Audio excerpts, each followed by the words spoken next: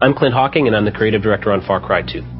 A lot of developers set out to make immersion one of the core components of their game. They really focus a lot of their effort on, great graphics and really good sound and realization, trying to make the game as immersive as possible so the player can feel really a part of the world. And on Far Cry 2, we did all of that with our dynamic weather system and gorgeous open world, all that stuff.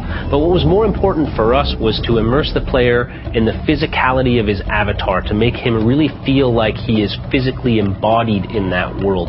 So then he really feels the weather around him. He really feels the day and night cycle. He really feels like he's walking through these open savanna plains. He feels his physical presence in the world. Obviously, weapons are a really important part of Far Cry 2, and we really worked hard to make sure not only do we have sort of really punchy, firing and reload animations, but we also wanted to make sure that as the weapons degrade over time, you get to see the shaders become rustier and dirtier and muddier, and when the weapons jam and malfunction, you need to clear those jams, and you need to actually struggle with the weapon a little bit as it gets older. Eventually, you keep the weapon for too long, you keep using it even though it's worn out, it'll just blow up in your hands.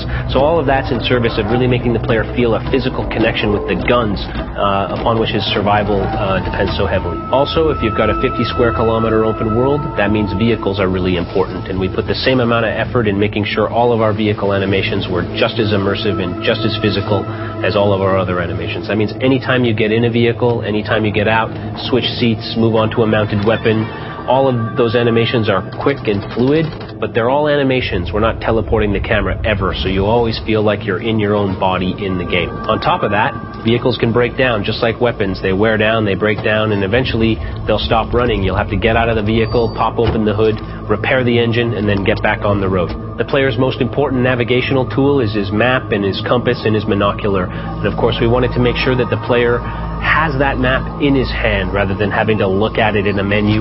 That means that the player can check his position at any time, he can navigate the world, he can see where he needs to go, see where his objectives are in the world using a paper map that he holds in his physical hands in the game world. Healing is another important way that we create a visceral connection between the player and his avatar. When you have a small wound, all you need to do is inject a syringe into yourself and you're good to go. But when you get a critical wound, you need to stop and perform first aid on yourself. And that can mean anything from pulling a piece of shrapnel out of your arm to, relocating a dislocated wrist or elbow or shoulder or all three. Again, the idea is to give the player that visceral punch that gives him a powerful connection between his own body and the body of the avatar. And that's really what immersion is about in Far Cry 2. It's about forging that bond between the player and the avatar, and about creating that same bond between the avatar and the world so that the player really feels like they themselves are walking around in that 50 square kilometers of open African savanna, free to explore it however they choose.